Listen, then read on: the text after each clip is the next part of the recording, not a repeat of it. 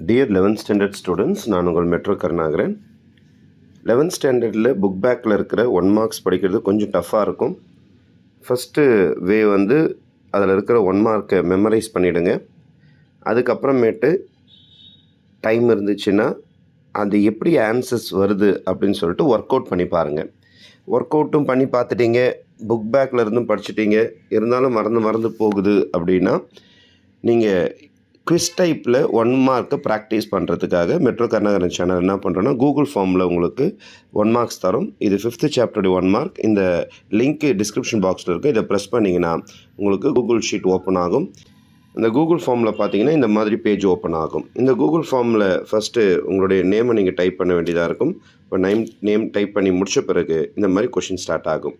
இதில் உங்களுக்கு எது பெஸ்ட்டோ ஆப்ஷனோ அந்த ஆப்ஷனை டிக் பண்ணலாம். ஃபார் எக்ஸாம்பிள் இதில் பி தான் ஆன்சர் அப்படின்னா நீங்கள் பி டிக் பண்ணிக்கலாம். நீங்கள் அல்லது பி வேண்டாம் சி தான் டிக் பண்ணால் சி டிக் பண்ணிக்கலாம். உங்களுக்கு புக் பேக்கில் எப்படி நீங்கள் படிச்சிருக்கிறீங்களோ அதுக்கு தகுந்த மாதிரி நீங்கள் டிக் பண்ணிக்கிட்டே வரலாம். நீங்கள் அப்போது இந்த மாதிரி சும்மா நான் ஒரு 4 சாம்பிளுக்காக டிக் பண்ணுறேன் நான். அப்போது நான் படிக்காமல் சும்மா தோராயமாக ஒத்தையை ரெட்டையை பிடிச்சி டிக்கெட் அடிச்சுன்னுக்கிறேன். ஆனால் நீங்கள் அந்தமாதிரி ப்ராக்டிஸ் பண்ணக்கூடாது. புக் பேக்கில் படிச்சுட்டு அதுக்கப்புறம் நீங்கள் ப்ராக்டிஸ் பண்ணணும். இந்த மாதிரி எல்லாமே நீங்கள் டைப் அடித்து முடித்த உடனே டோட்டலாக உங்களுக்கு 20 கொஷின்ஸ் முடிஞ்சிடும். அப்புறம் சப்மிட்னு கொடுக்கணும்.